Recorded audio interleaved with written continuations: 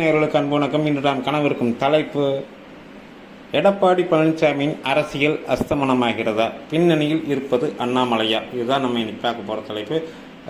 நடந்து முடிந்த கடந்த 2026 சட்டசபை தேர்தலில் தமிழக வெற்றி கழகம் யாருமே எதிர்பார்க்காத வகையில் 108 தொகுதிகளில் வெற்றியடைந்தது. அவங்களை ஆட்சி அமைக்கிறதுக்கு இன்னும் 10 தொகுதிகள் மட்டுமே வேணும். அதாவது 10 பேருடைய ஆதரவு மட்டுமே தேவை. அப்படிங்கிற நிலையில் இன்னைக்கு மத்தியானம் 3 மணிக்கு தமிழக கவர்னர் அருளேகரை அவருடைய ராஜ்பவனில் மக்கள் இல்லத்தில் சந்திச்சிருக்கிறாரு தமிழக வெற்றி கழகத்தினுடைய தலைவர் திரு விஜய் அவர்கள். சந்திப்பின் போது காங்கிரஸ், அதாவது திமுக கூட்டணியில் நின்று நீண்ட காலமாக திமுக கூட்டணியில் பயணித்து தற்போது வெற்றி பெற்ற காங்கிரஸ் எம்எல்ஏக்கள் 5 பேருடைய ஆதரவு கடிதத்தையும் கவர்னர் அருளேகர்கிட்ட திரு ஜோசப் விஜய் அவர்கள் கொடுத்துக்கிறாரு. தேவைப்படுகின்ற மீதமுள்ள உறுப்பினர்களுடைய ஆதரவையும் நான் நிரூபிப்பேன் அப்படிங்கிற உறுதிமொழியையும் கவர்னர்கிட்ட அவர் சொல்லியிருக்கிறதாக தகவல் இருக்குது. நிலையில தான் அதிமுக சார்பில் வெற்றி பெற்ற எம்எல்ஏக்களுடைய எண்ணிக்கை மொத்தம் 47. இந்த 47 பேரில் கணிசமானவர்கள் எடப்பாடி பழனிசாமி அவர்களுடைய தலைமையை விரும்பாமல், அதாவது ஏற்கனவே கடந்த காலங்களில் அவர் கட்சியை தேய்புரையாக்கி விட்டார், தோல்வி பாதைக்கு இட்டு சென்றுட்டாரு. அதாவது அதிமுகங்கிற ஒரு எஃகு கோட்டை அப்படின்னு அந்த கட்சிக்காரங்களால சொல்லப்படுற ஒரு மாபெரும் அமைப்பை எம்ஜிஆர், புரட்சித் தலைவர் ஜெயலலிதா இவங்கெல்லாம் வழி நடத்தி மிகவும் பெரிய ஒரு இரும்பு கோட்டையாக இருந்த அதிமுக தொடர்ந்து தோல்வி பாதையில் பயணிக்க வச்சது எடப்பாடி பழனிசாமிங்கிற எண்ணம் தற்போதைய படுதோல்வி மூலமாக அவங்களுக்கு இனிமேல் நம்ம அரசியலை நீடிக்கணும்னு சொன்னால் எடப்பாடி பழனிசாமி கழட்டி விடணும் அப்படிங்கிற மாதிரி ஒரு எண்ணத்துக்கு தற்போது CV சண்முகம் எம்எல்ஏ அவருடைய இல்லத்தில் அதிமுகவுடைய எம்எல்ஏக்கள் சந்திச்சுட்டு இருக்கிறாங்க. அதில் குறிப்பிடத்தக்க நிகழ்வாக அதில் நம்ம சொல்லணும்னு சொன்னால் வேலுமணி அவர்கள், கொங்கு மண்டலத்தினுடைய அதிமுக தளபதின்னு சொல்லலாம். வேலுமணி அவர்கள் அவர் அங்கே இருக்கிறார். அது மட்டும் இல்லாமல் யாருமே எதிர்பாராத இருக்குமா, தற்போது அங்கே கரூரில் வெற்றி பெற்றுள்ள MR விஜயபாஸ்கர் முன்னாள் அமைச்சர் அவர்கள் அவருமே அந்த ஆலோசனை கூட்டத்தில் CV சண்முகம் வீட்டில் நடைபெற அதிமுக எம்எல்ஏக்கள் ஆலோசனை கூட்டத்தில் கலந்துட்டு இருக்கிறார். அப்படிங்கிறது எடப்பாடி பழனிசாமிக்குமே அதிர்ச்சியான ஒரு தகவலாக தான் நம்ம கருத வேண்டியிருக்குது. அந்த 2021 தேர்தலின் போது அதிமுக பாஜக கூட்டணி அமைச்சு தேர்தலை சந்திச்சாங்க.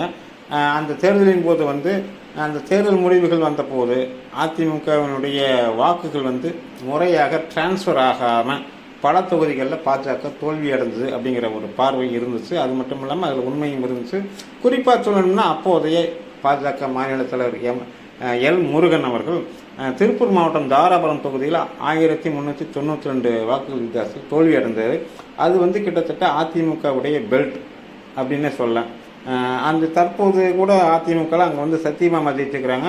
அதற்கு முன்னாடி ஏற்கனவே சத்தியபாமா தற்போதைய எம்எல்ஏவுடைய கணவர் பொன்னுச்சாமி அதற்கு முன்னாடி அங்கே அதிமுக நின்று ஜெயிச்சுக்கிறார். இருந்தாலுமே அந்த தொகுதியில் பாஜகவினுடைய மாநில தலைவர் எல் முருகன் அவர்கள் தோல்விக்கு அதிமுகவுடைய வாக்குகள் முறையாக தாமரை சின்னத்தில் உழுகலை அப்படிங்கிற குற்றச்சாட்டு இருந்துச்சு. என்னன்னு காரணம்னு கேட்டால், பிரதமர் நரேந்திர மோடியே அங்கே போய் பிரச்சாரம் பண்ணியும் கூட அந்த தொகுதியில் அதிமுகவினருடைய ஒத்துழைப்பு இல்லாததுனால எல் முருகன் தோல்வியை தழுவினார் அப்படிங்கிற ஒரு தகவல் பரவலாக எழுந்துச்சு. அப்போவே குற்றச்சாட்டு 2026 இப்போ நடந்து முடிஞ்ச தேர்தலுமே இருக்குது. நம்ம உதாரணத்துக்கு சொல்லுவோம், அதே மாவட்டத்தில் திருப்பூர் தெற்கு தொகுதியில் இந்து முன்னணியுடைய மாநில தலைவர் காடேஸ்வர சுப்பிரமணியம் அவர்களுடைய மகன் தங்கராஜ் அவர்கள் தாமரை சின்னத்தில் இப்போ போட்டிட்டார் நடந்து முடிந்த தேர்தலில். இந்த தொகுதியில் பார்த்தீங்கன்னா 2021 தேர்தலில் தேசிய ஜனநாயக கூட்டணி அதிமுக பாஜக 2 சேர்ந்து வாங்கின வாக்குகள் 70,226.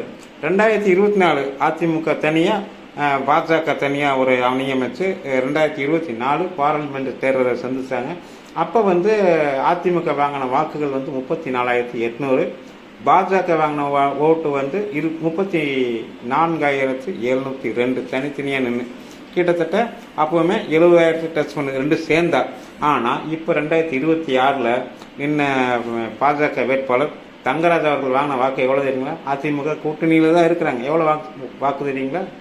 34,617. திருப்பூர் தெற்கு தொகுதியில் இப்போது நடந்து முடிஞ்ச தேர்தலில் இப்போ அதிமுக வாக்குகள் எங்கே போச்சு? சரி, இதில் பாதி அதில் பாதி, அதாவது ஒரு 5,000 வாக்குகள் விசிலுக்கு போயிடுச்சு, டிவிக்கு போயிடுச்சுன்னு சொன்னால் கூட மிச்சம் 20,000 ஓட்டு இடிக்குது. ஸோ வந்து அதிமுக வந்து கடந்த காலத்திலையும் சரி தற்போதும் சரி பாஜகவுக்கு கூட்டணி தர்மத்தின்படி வாக்குகளை முறையாக டிரான்ஸ்ஃபர் பண்ணல அப்படிங்கிற குற்றச்சாட்டு இந்த தொகுதிகளில் மட்டும் இல்லை, பல தொகுதிகளையும் அந்த வந்து புள்ளி விவரங்களை நீங்கள் எடுத்து பார்த்தீங்கன்னா உங்களுக்கே புரியும். ஸோ இந்த சூழ்நிலையில தான் ஏற்கனவே வந்து பல தோல்விகளை சந்தித்த எடப்பாடி தலைமையின் கீழே இருக்க விரும்பாத அதிமுக எம்எல்ஏக்கள் வேலுமணி, குறிப்பாக வேலுமணி, எம்ஆர் விஜயபாஸ்கர், அதே போல் சிவி சண்முகம், இவர்கள்லாம் வந்து அந்தந்த பகுதிகளில் வந்து ஒரு மிக முக்கியமான அதிமுக பிரமுகர். இவங்க எல்லாமே சேர்ந்து ஒரு சந்திப்பு நடத்தி வெளியிலிருந்து ஆதரவு தரலாமா அல்லது மந்திரி சபையில் சேர்ந்துக்கலாமா அப்படிங்கிறது குறித்து முடிவு செய்ய இருக்கிறாங்க. இந்த நிலையில் இதற்கு பின்னாடி அண்ணாமலை அவர்களுடைய செயல்பாடு ஏதாவது இருக்குதான்னு கேட்டால் நிச்சயமாக இல்லைன்னு நம்ம சொல்ல முடியாது. ஏற்கனவே எடப்பாடி பழனிசாமி அவர்களுக்கும் அண்ணாமலை அவர்களுக்கும் கருத்து மோதல்கள் கடந்த காலங்களில் இருந்து அது ஒரு வரம்பை மீறி மிகப்பெரிய ஒரு யுத்தமாக கூட வெடிச்சது. குறிப்பாக நம்ம சொல்லணும்னா சென்னையில் நடைபெற்ற ஒரு கூட்டத்தில் அண்ணாமலை அவர்கள், அதாவது லண்டனுக்கு போகிறதுக்கு முன்னத நாள், அப்போ அவர் பேசினப்போ வந்து பச்சை இங்கில் 10 வருஷமாக கையெழுத்து போட்ட இந்த ஏழை விவசாயியுடைய மகனை பார்த்து நீ குற்றம் சொல்கிறியா அப்படின்னு சொல்லி கடுமையாக விமர்சனம் பண்ணியிருந்தார் திரு எடப்பாடி அவர்களை. வந்து தவழ்ந்து காலில் விழுந்து அப்படிங்கிற வார்த்தைகள்லாம் பயன்படுத்தியிருந்தார் திரு அண்ணாமலை. இருந்தாலுமே அவர் வந்து அப்போ சொன்ன ஒரு முக்கியமான விஷயம் கேட்டால், எடப்பாடி பழனிசாமி அவர்கள் நரேந்திர மோடியவே வந்து சரியாக மதிக்கலை அப்படிங்கிறதுனால எனக்கு இவ்வளோ கோபம் அப்படிங்கிறதையும் அவர் வந்து பதிவு செஞ்சுருந்தார். இருந்தாலும் கூட பாஜகவினுடைய தேசிய தலைமை சொன்ன வார்த்தைக்காக அந்த கட்டுப்பாடணும் அப்படிங்கிறதுக்காக பாஜகவில் வந்து ஒழுக்கம், கட்டுப்பாடு, தேசபக்தி அதை வந்து மிக முக்கியமான இடம் கொடுக்கணும் அந்த விஷயங்களுக்கு. ஸோ வந்து அந்த தலைமைக்கு கட்டுப்பண்ணுங்கிறதுக்காக தேசிய ஜனநாயக கூட்டணியுடைய வெற்றிக்காக அவர் பாடுபட்டார். அதுவும் இல்லாமல் அதிமுகவில் பல்வேறு தொகுதிகளுக்கும் சென்று அதிமுக வேட்பாளர்களுக்காக அவர் வந்து பிரச்சாரம் செய்தார். அப்போ வந்து அந்த அதிமுக வேட்பாளர்கள் கூட நெருங்கி பழகியிருக்கிறார் திரு அண்ணாமலை. அதே சமயம் வந்து இந்த விஷயங்கள் வந்து டெல்லி தலைமையினுடைய வழிகாட்டுதல்கள் மூலமாக தான் அண்ணாமலை அவர்கள் செஞ்சுக்கிறாரு. இப்படி ஒரு முடிவு, அதாவது எந்த ஒரு திமுகவோ அதிமுகவோ பெரும்பான்மை பெறாது அப்படிங்கிற விஷயத்தை 2 ஆண்டுகளுக்கு முன்னாடியே அவர் வந்து ஒரு கூட்டத்தில் சொல்லியிருக்கிறாரு. ஆனால் அப்போ வந்து அவர் வந்து 500 நாட்களுக்கு முன்னாடி, தேர்தல் அறிவிக்கிறதுக்கு 500 நாட்களுக்கு முன்னாடியே பாஜக வந்து தேசிய ஜனநாயக கூட்டணி சார்பில் ஒவ்வொரு தொகுதியிலையும் வேட்பாளரை அறிவித்து நம்ம வந்து 500 நாள் தொடர்ந்து வேலை செய்யணும், அதுக்கு அந்த 500 நாளுக்கு வந்து முன்னாடியே வேட்பாளரை யாருங்கிறத அறிமுகப்படுத்திக்கணும் அப்படிங்கிறது வந்து சொல்லியிருந்தார்.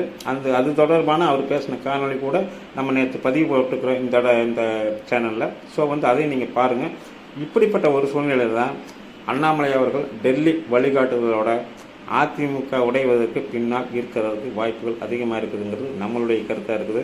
எப்படி இருந்தாலும் வந்து நிலையான ஒரு ஆட்சி தமிழ்நாட்டில் இருந்தால்தான் அது வந்து தமிழ்நாட்டு மக்களுக்கும் தமிழ்நாட்டு பொருளாதாரத்துக்கும் நல்லது.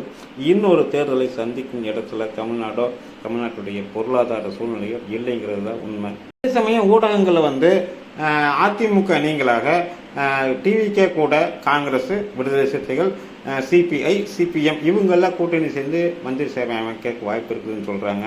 ஆனால் இருந்தாலுமே தமிழக வெற்றி கழகத்துக்கு 5 ஆண்டுகளை தொடர்ந்து அரசை வந்து எந்தவித சிக்கலும் இல்லாமல் நடத்தணும்னு சொன்னால் இருக்கிறதுல பெட்டர் ஆப்ஷன் எதுன்னு கேட்டிங்கன்னா அதிமுகலேருந்து கணிசமான எம்எல்ஏக்கள் வெளியே வந்து ஆதரவு தர்றதா. அதுதான் வந்து 5 ஆண்டுகளுக்கு நிம்மதியாக ஒரு அரசவையை விஜய் அவர்களால் நடத்துறதுக்கு ஏதுவாக இருக்கும்.